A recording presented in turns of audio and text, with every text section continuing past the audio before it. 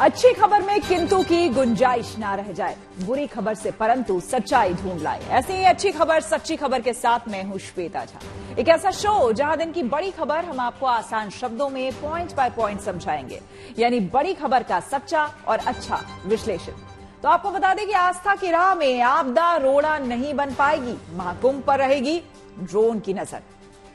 Cancer के डर पर सबसे बड़ा प्रहार, आ गई है कैंसर की रूसी वैक्सीन। बाबा महाकाल के दर पर 165 करोड़ का चढ़ावा, महाकालेश्वर मंदिर में भक्तों ने खोला है खजाना। और सच्ची खबर में सबसे पहले बात महाकुंभ की, जो कि 13 जनवरी से संगम नगरी प्रयागराज में शुरू हो रहा है। दुनिया के इस सबसे बड़े आध्यात्मिक मेले में करीब 40 करोड़ लोगों के आने का अनुमान लगाया जा रहा है। जाहिर है, जब इतनी संख्या में लोग प्रयागराज में आस्था की डुबकी लगाने पहुंचेंगे तो उनकी सुरक्षा और सुविधा का पूरा जिम्मा प्रशासन और सरकार पर होगा। यही वजह है कि कुंभ के दौरान किसी भी तरह की आपदा से निपटने के लिए अब तक की सबसे बड़ी एक्सरसाइज शुरू हो चुकी है, जिसे टेबल टॉप एक्सरसाइज का नाम दिया गया है। वहीं महाकुंभ को लेकर प्रयागराज में ही नहीं बल्कि रामनगरी अयोध्या में तैयारी जोर शोर से चल रही है।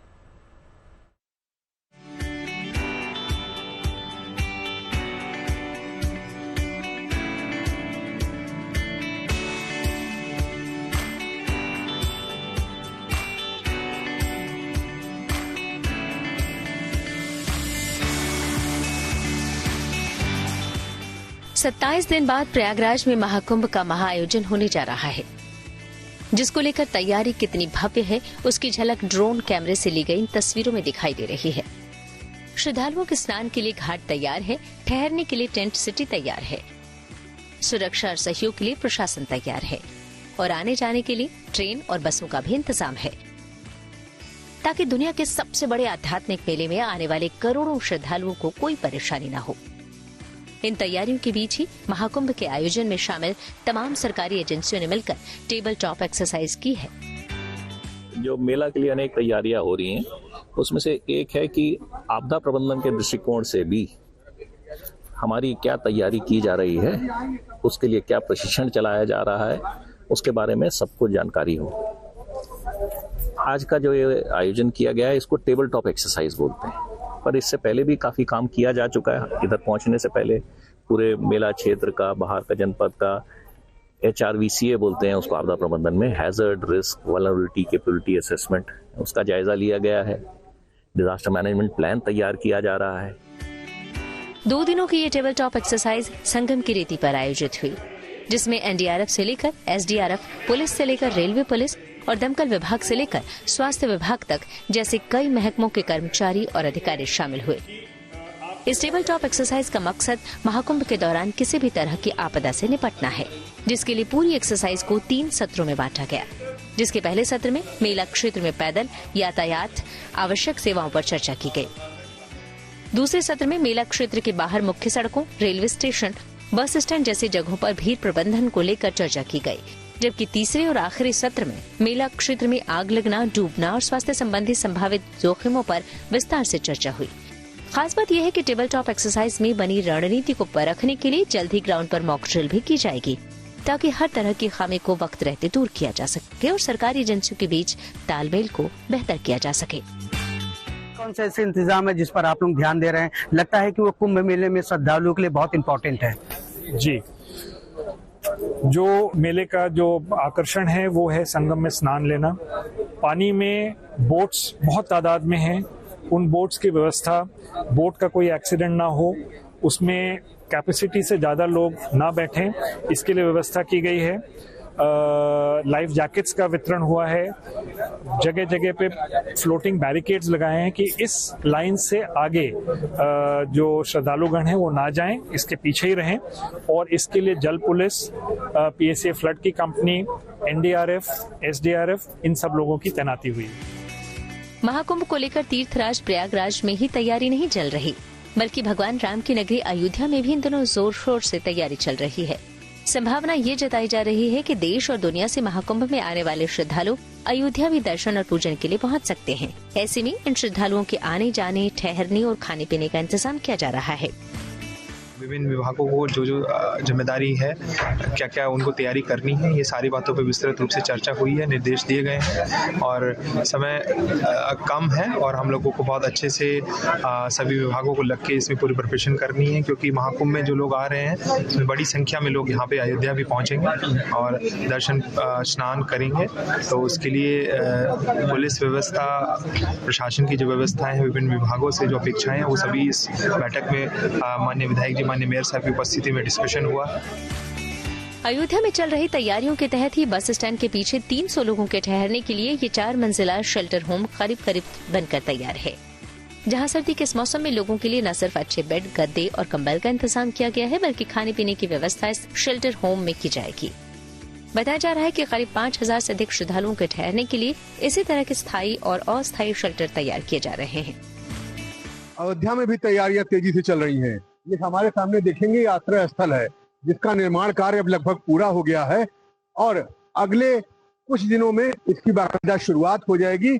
और इसका जो प्रथम तल और द्वितीय तल है, यहाँ पर बाकायदा लोग हाल में अलग अलग बेड लगाए गए हैं, जिसमें लगभग 30 से 35 बेड एक रूम में हैं और उनके लिए बाकायदा अलमारियां हैं, उसमें वो लोग आराम कर सकते हैं। और जो 3rd और 4th फ्लोर है, ये सिंगल कमरे के हैं, जिसमें 2-2 बेड के रूम हैं और इसमें लोग आएंगे बाहर से और अयोध्या आने वाले श्रद्धालु बाकायदा इसको बुक करा सकते हैं और यहाँ पर उनके खाने पीने और रहने की पूरी व्यवस्था होगी। महाकुंभ का यह आयोजन यूपी में हो रहा है। ऐसे में सरकार महाकुंभ के दौरान प्रयागराज और अयोध्या आने वाले श्रद्धालुओं के आवभगत में कोई कोर कसर बाकी नहीं रखना चाहती है। प्रयागराज से आनंद राज और अयोध्या से Banvir Singh, good news today. चलिए रुक करेंगे अगली खबर का। अगली खबर रूस से है, जिसने कैंसर की वैक्सीन बनाने में सफलता हासिल की है। मेडिकल साइंस से जुड़ी इस बड़ी खबर की जानकारी रूसी स्वास्थ्य मंत्रालय के रेडियोलॉजी मेडिकल रिसर्च सेंटर के डायरेक्टर आंद्रेई कप्रीन ने दी है, जिनके मुताबिक रूस ने कैंसर के खिलाफ अपनी mRNA वैक्सीन विकसित कर ली है, जिसके क्लिनिकल ट्रायल से पता चला है कि इससे ट्यूमर के विकास को रोकने में मदद मिलती है। इस वैक्सीन को अगले साल से रूस के नागरिकों को फ्री में लगाया जाएगा।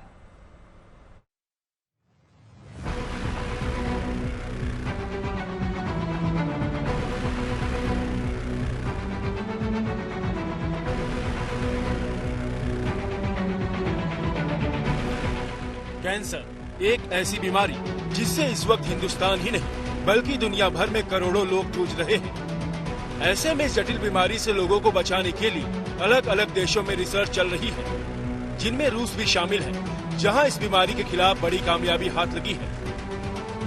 दावा ये किया गया है कि रूस ने कैंसर के खिलाफ अपनी वैक्सीन mRNA विकसित कर ली है। मेडिकल साइंस से जुड़ी ये गुड न्यूज दुनिया को रूसी स्वास्थ्य मंत्रालय की ओर से दी गई, जिसमें रेडियोलॉजी मेडिकल रिसर्च सेंटर के डायरेक्टर आंद्रेई कप्रीन ने बताया कि रूस ने कैंसर वैक्सीन बना ली है। डेफिनेटली इसने एक कुछ रास्ता खोला है मैसेंजर आने में, which is the most recent technology. और इसमें नोबेल प्राइज जो मैंने बताया पहले अभी मिला है, इसमें काफी कैंसर के टेस्ट भी हो रहे हैं। उनमें से एक टेस्ट हमारे यहाँ वैलिडेशन हुआ है, एक इंडियन साइंटिस्ट हैं अमेरिका में, उन्होंने बनाया है वो जीन वेरीफाई कंपनी से, और वो टेस्ट हमने वैलिडेट किया है। अभी भी हम उसमें रेगुलर नहीं कर रहे हैं, हालांकि गाइडलाइन में है, लेकिन ये सब सारा का सारा इसलिए है कि हमें जो भी चीज यूज करें वो सेफ है और यूजफुल है हमारे कंट्री के लिए, हमारे पेशेंट्स के लिए। इस साल की शुरुआत में ही रूसी राष्ट्रपति व्लादिमीर पुतिन ने इस बात के संकेत दिए थे कि उनका देश कैंसर की वैक्सीन बनाने के बेहद करीब है, और अब साल खत्म होते होते इसका औपचारिक ऐलान भी उसकी तरफ से कर दिया गया है, जिसमें ये कहा गया कि इस कैंसर वैक्सीन के क्लिनिकल ट्रायल से पता चला है कि इससे ट्यूमर के विकास को रोकने में मदद मिलती है। यानी इस वैक्सीन का इस्तेमाल कैंसर से बचाव के लिए नहीं, बल्कि कैंसर के मरीजों के इलाज के लिए किया जा सकेगा। इसका मतलब क्या है? थेरेपेटिक वैक्सीन का मतलब कि पेशेंट के ट्यूमर सेल को ले लिया, उसमें एंटीजन मतलब उसका हुलिया क्या है, जैसे इंसान के लिए 5 फीट 8 इंच का है, देखने में गोरा काला है, नाक कैसी, जिससे आप पकड़ते हैं जैसे गुमशुदा की तलाशी या किसी चीज का एडवर्टीजमेंट होता है। तो कैंसर सेल भी ऐसा अपना कुछ एक्सप्रेशन देता है, जिसको कहते हैं ट्यूमर एसोसिएटेड एंटीजन TEA। इसको पकड़ के निकाला, इसके खिलाफ इसके कोडिंग, इसके जेनेटिक इंफॉर्मेशन के हिसाब से मैसेंजर RNA तैयार किया गया, और उस मैसेंजर RNA को वापस उसी मरीज में जिससे टिश्यू निकाला था उसको डाल दिया। अब बॉडी का इम्यून सिस्टम जो सप्रेस था, दबा हुआ था, कैंसर सेल इसी से बच रहा था, इम्यून सिस्टम को सप्रेस कर देता ताकि एंटीजन पकड़ में ना आए और डिफेंस उस पर अटैक ना करे। वो इम्यून सिस्टम जग गया। जगने के बाद बॉडी के अंदर ही टी सेल, कोरोना के टाइम भी आप लोग सुन रहे होंगे, टी सेल एक्टिवेट होकर ट्यूमर को किल करने लगा। मतलब बाहर से कीमोथेरेपी नहीं गई। इस बड़े ऐलान के साथ ही रूस की तरफ से यह भी कहा गया कि अगले साल से वो अपने देश के मरीजों को मुफ्त में यह वैक्सीन देगा, जिसको लेकर रूस के वैक्सीन एक्सपर्ट अलेक्जेंडर गिट्सबर्ग का कहना है कि आर्टिफिशियल इंटेलिजेंस की मदद से पर्सनलाइज्ड कैंसर वैक्सीन बनाने की प्रक्रिया को आसानी से पूरा किया जा सकता है। अभी यह प्रक्रिया बहुत जटिल और लंबी है, लेकिन एआई और न्यूरल नेटवर्क कंप्यूटिंग की मदद से इसे 1 घंटे से भी कम समय में किया जा सकता है। अब आर्टिफिशियल इंटेलिजेंस में कैसे काम करेगा? मैनुअली इस डाटा को रिट्रीव करने में, मैट्रिक्स बनाने में बहुत टाइम लगता था। आर्टिफिशियल इंटेलिजेंस उसको फटाफट से एंटीजन निकालता है, एल्गोरिथम के हिसाब से मैट्रिक्स तैयार करता है और मैसेंजर आरएनए की कोडिंग बता देता है कि ये कोड कर दो, और कोड करके पेशेंट को दे दो। उसके बाद जो मॉनिटरिंग होती है, टी सेल उसके खिलाफ कितना कारगर हो रहा है, इसकी मॉनिटरिंग भी एआई बहुत फास्ट कर रहा है। इस चक्कर में आर्टिफिशियल इंटेलिजेंस का मेजर रोल मेडिकल साइंस में आ ही रहा है, वैक्सीन में भी आएगा, कैंसर मॉनिटरिंग में भी आएगा। हालांकि अभी रूस की इस वैक्सीन को लेकर कई तरह के सवाल हैं। मसलन अभी ये साफ नहीं कि ये टीका किस तरह के कैंसर के इलाज के लिए है, इससे कैसे कैंसर मरीजों की जान बचेगी, ये कितना प्रभावी है, और यहाँ तक कि इस कैंसर टीके का नाम भी नहीं बताया गया है। लेकिन अगर कैंसर वैक्सीन को लेकर रूस का ये दावा सच है, तो ये पूरी दुनिया के लिए किसी संजीवनी से कम नहीं। Bureau report, good news today. चलिए रुक करेंगे अब अगली खबर का, और अब बात महाकाल की नगरी उज्जैन की, जहां मौजूद महाकालेश्वर मंदिर में इस साल दर्शन करने पहुंचे शिव भक्तों ने दिल खोलकर चढ़ावा दिया है। अपनी धार्मिक मान्यताओं के लिए मशहूर उज्जैन 2 बातों के लिए जाना जाता है। पहला, बाबा महाकाल का मंदिर, और दूसरा यहां होने वाला सिंहस्थ कुंभ। महाकाल मंदिर भगवान शिव के 12 ज्योतिर्लिंगों से तीसरा है ज्योतिर्लिंग, जिसकी वजह से देश के दूर दराज के इलाकों से भी यहां श्रद्धालु बाबा के दर्शन के लिए पहुंचते हैं। इस साल भी लाखों श्रद्धालुओं ने दिल खोलकर चढ़ावा चढ़ाया। पिछले 11.5 महीने में 165 करोड़ से ज्यादा का चढ़ावा हासिल हुआ है। 2024 यानी कि ये साल खत्म होने में 14 दिन का वक्त बचा है। साल के आखिरी हफ्ते में श्रद्धालुओं की संख्या आम दिनों से दुगनी हो जाती है। महाकाल मंदिर प्रबंध समिति को चढ़ावे के तौर पर हुई आय के मुताबिक आपको हम बता दें कि महाकालेश्वर मंदिर में लगे दान पेटियों से करीब 44 करोड़ रुपए हासिल हुए हैं। तुरंत दर्शन वाली कैटेगरी से 49 करोड़ रुपए प्राप्त हुए हैं। अभिषेक पूजन से 5 करोड़ 93 लाख की राशि हासिल हुई। मंदिर में होने वाले अन्नदान से करीब 12 करोड़ 50 लाख की राशि मिली। हर रोज सुबह 4 बजे होने वाली बाबा महाकाल की भस्म आरती के लिए होने वाली बुकिंग से 90 लाख रुपए हासिल हुए। मंदिर समिति की धर्मशाला में रुकने वाले श्रद्धालुओं से 5 करोड़ 50 लाख रुपए मिले हैं। मंदिर में हर महीने होने वाली फोटोग्राफी से 7,50,000 की आमदनी हुई। भांग और ध्वजा बुकिंग से 7,92,000 मिले। उज्जैन दर्शन बस सेवा से करीब 7 लाख हासिल हुए हैं। वहीं दूसरे माध्यम से करीब 24 करोड़ रुपए की आय हुई है। इसके अलावा 4 किलो चांदी और 1500 ग्राम के करीब सोना मिला है, जिनमें इनसे बने आभूषण भी शामिल हैं। चढ़ावे में मिले सोने चांदी की कीमत 3 करोड़ से अधिक आंकी गई है। हालांकि ज्योतिर्लिंग महाकाल मंदिर के गर्भगृह में भक्तों के प्रवेश पर लगी रोक की वजह से कमाई पर असर पड़ा है। पिछले साल के मध्य तक मंदिर के गर्भगृह में दर्शन करने का शुल्क 750 रुपए प्रति व्यक्ति था, लेकिन जुलाई 2023 में आम भक्तों का गर्भगृह में प्रवेश बंद कर दिया गया है। ऐसे में अगर महाकालेश्वर मंदिर के गर्भगृह में आम भक्तों का प्रवेश जारी रहता तो मंदिर समिति को चढ़ावे के तौर पर इस साल 2 अरब यानी कि 200 करोड़ की राशि मिलती। धार्मिक स्थलों के बेहतर संचालन के लिए दान को लेकर कुछ नियम भी बने हुए हैं। जिन मंदिरों का संचालन सरकार के हाथ में है, उनका पैसा मंदिर के अलावा विकास योजनाओं में भी इस्तेमाल किया जाता है। करंट टैक्स रूल को देखें तो धर्मार्थ या फिर धार्मिक ट्रस्टों की संपत्ति से होने वाली आय कुछ शर्तों के साथ कर मुक्त भी होती है। देश के करीब 5 लाख मंदिरों में से लगभग 4 लाख मंदिर सरकारी नियंत्रण में हैं। बढ़ेंगे आगे। पुलिस या फिर थाने का नाम लेते ही ज्यादातर लोग कतराने लगते हैं, लेकिन आज हम आपको दिल्ली पुलिस की एक ऐसी अनोखी पहल के बारे में बताएंगे जिसकी वजह से आर्थिक रूप से कमजोर बच्चे को अपना भविष्य संवारने का सुनहरा मौका मिल पा रहा है। दिल्ली के नारायणा पुलिस स्टेशन में गरीब और जरूरतमंद छात्रों के लिए लाइब्रेरी स्थापित की गई है जो उनके सपनों को नई दिशा दे रही है। यानी लॉ एंड ऑर्डर को मेंटेन करने के साथ ही पुलिस का पूरा फोकस बच्चों के जीवन को ज्यादा सार्थक बनाने पर भी है।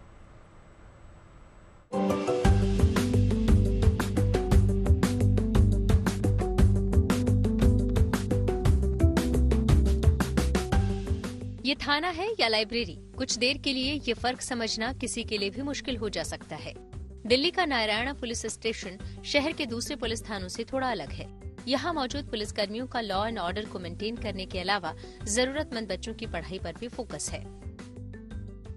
ये लाइब्रेरी किसी स्कूल या कॉलेज की नहीं है, ये नारायणा विहार पुलिस थाने की। आप देख भी सकते हैं यहाँ पर लिखा हुआ है दिल्ली पुलिस लाइब्रेरी, और आप देख सकते हैं यहाँ पर आपको किसी भी तरीके के ना ही शिकायत करता नजर आने वाले हैं, ना ही कोई अपराधियों से पूछताछ होती हुई नजर आएगी। यहाँ पे सिर्फ आपको ये बच्चे दिखने वाले हैं जो कि इस किताब की जो दुनिया है उसमें एकदम डूबे नजर आएंगे।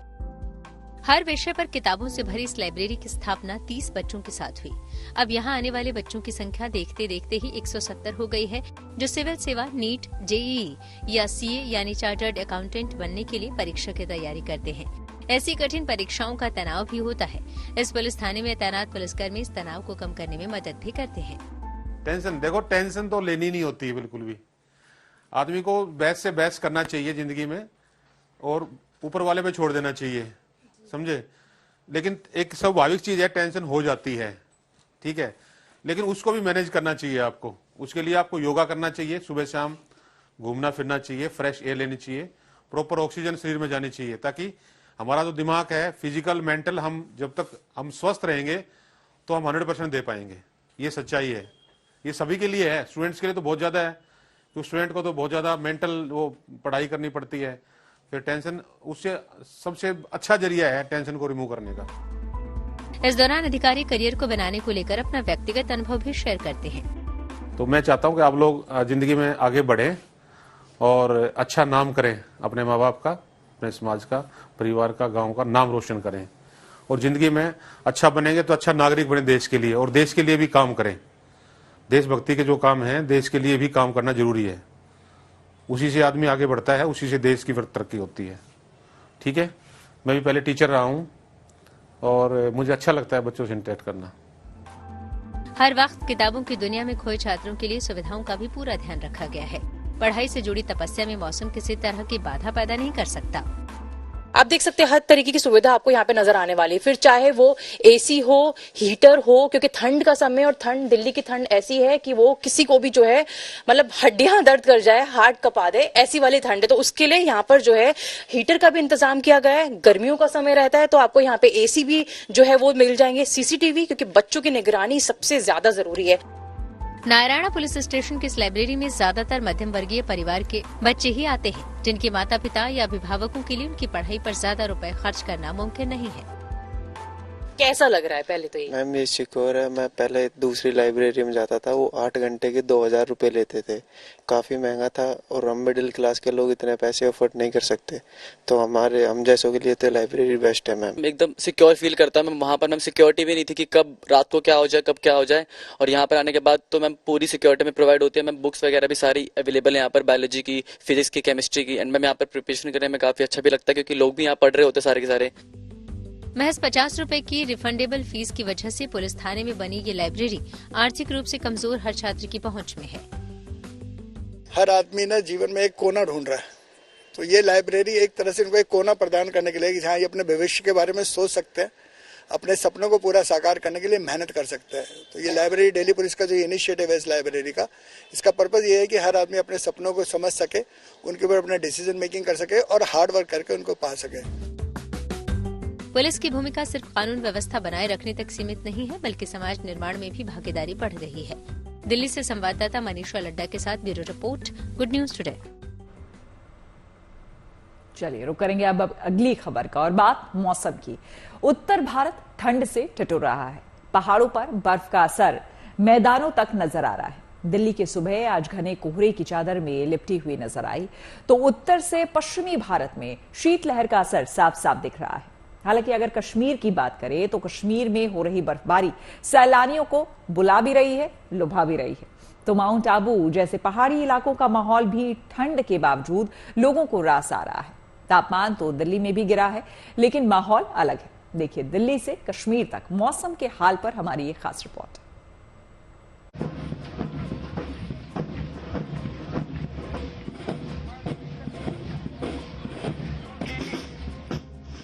कड़ाके की ठंड में दिल्ली के इंडिया गेट पर कदमताल कर रही ये जवान सर्दी को मात देने का मादा रखते हैं।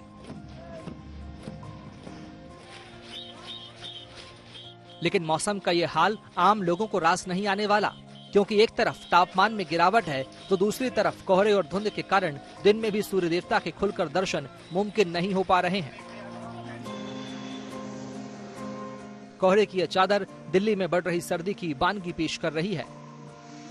आधा दिसंबर बीत जाने के बाद राजधानी में ठंड अपने रंग में आती दिख रही है। हालांकि पिछले दिनों के मुकाबले आज सुबह दिल्ली में तापमान का स्तर कुछ बेहतर रहा, लेकिन सर्दी के तीखे तेवरों से निजात फिलहाल नहीं है। तड़के सुबह जब टेम्परेचर नोट किया गया था तो 8 डिग्री से भी कम था और उसके साथ साथ विजिबिलिटी 300 तक पहुंच गई है। तो जाहिर है आने वाले दिनों में विजिबिलिटी और घट सकती है। आप देखिए हम नई दिल्ली में खड़े हैं संसद भवन के ठीक बाहर, यहीं पर ही विजिबिलिटी आपको 500 मीटर तक तो दिखाई दे रहा है, लेकिन 500 मीटर के आगे देखना मुश्किल है। तो जाहिर है जैसे जैसे और ठंड बढ़ेगी आने वाले दिनों में विजिबिलिटी कम होगी। तो जब घर से निकलें तो गर्म कपड़े रखें और जब आप यात्रा कर रहे हो, गाड़ी चला रहे हो, ड्राइव कर रहे हो तो कम से कम 2 गाड़ियों के बीच फासला रखें, फॉग लैंप ऑन कर रहे हैं। ये साधारण हिदायत है जिसका हमें पालन करना चाहिए ताकि दुर्घटनाएं ना हो। सिर्फ दिल्ली ही नहीं बल्कि पूरे उत्तर और पश्चिमी भारत में सर्दी का यही हाल है। उत्तर प्रदेश के तमाम इलाकों में पारा गिर रहा है और साथ ही साथ सुबह और रात के वक्त कोहरे का साया दिखता है। ऐसे में आवागमन में दिक्कत है और ठंड से बचाव के लिए लोगों को गर्म कपड़ों के साथ साथ आग का सहारा है। ठंड शाम सुबह भी हो रही है, रात को ज्यादा हो रही है, सुबह भी होती है। तो किस तरह का बचाव आप लोग कर रहे हो? यही लकड़ी उकड़ी जला के खेतों से ला के जलाया जाता है। राजस्थान के माउंट आबू में पहाड़ों के बीच से उग रहा सूरज बेहद खुशनुमा माहौल के नजारे दिखा रहा है। ऐसा नहीं है कि यहाँ पर सर्दी का नामो निशान नहीं है। हाल के दिनों में यहाँ पर तापमान गिरकर 1.4 डिग्री तक पहुँच गया और ओस की बूंदें बर्फ में तब्दील होने लगी। साथ ही साथ शीतलहर का भी खासा असर है। इसके बावजूद इन दिनों सैलानी यहाँ के माहौल का मजा लेने पहुँच रहे हैं, क्योंकि गुलशन में फूल खिले हैं और झील में पंछी जल विहार कर रहे हैं। हल्की हल्की धूप के बीच यहाँ लोगों को गुलाबी ठंड का एहसास हो रहा है। हम सुबह सुबह नखी लेक का पूरा चक्कर मार के आए, एकदम एटमॉस्फेयर बहुत जोरदार है।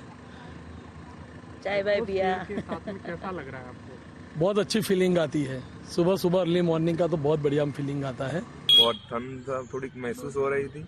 अभी यहाँ नक्की लेक के सामने आए, बैठे, धूप है थोड़ा, हमारे यहाँ से ज्यादा थोड़ा फ्रोजन जैसा लगता है। थोड़ा बहुत अच्छी ठंडी है, ऐसा भी नहीं ज्यादा है, थोड़ी कम चला ऐसा है, थोड़ा ठंड लग रहा है अभी।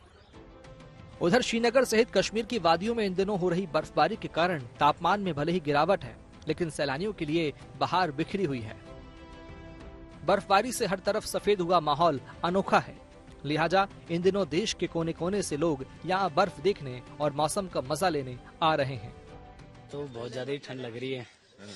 वहाँ की ठंड तो बर्दाश्त हो जाती है, यहाँ की बर्दाश्त नहीं हो रही। बहुत ज्यादा, दिल्ली के मुकाबले बहुत ज्यादा ठंड है यहाँ पर। माइनस टेम्परेचर इससे पहले देखे थे ऐसे? नहीं, कभी नहीं देखे। कभी नहीं देखे। तो क्या फील है? सोचा था वैसा ही है या उससे ज्यादा? उससे ज्यादा। अरे ठंडियाँ नहीं बिल्कुल नहीं देखी है, पहली बार फील कर रहे हैं। तो सुना था इसी ठंड के बारे में, लगा था कि इतनी? नहीं पहली मतलब सुना था कि कश्मीर में बहुत ठंड होती, पर ऐसे फील नहीं किया था इतना। यहाँ अलग से गर्म कपड़े खरीदने पड़ रहे हैं। तो कितना फर्क है दिल्ली और यहाँ की ठंड? काफी ज्यादा, यहाँ गलन बहुत ज्यादा है।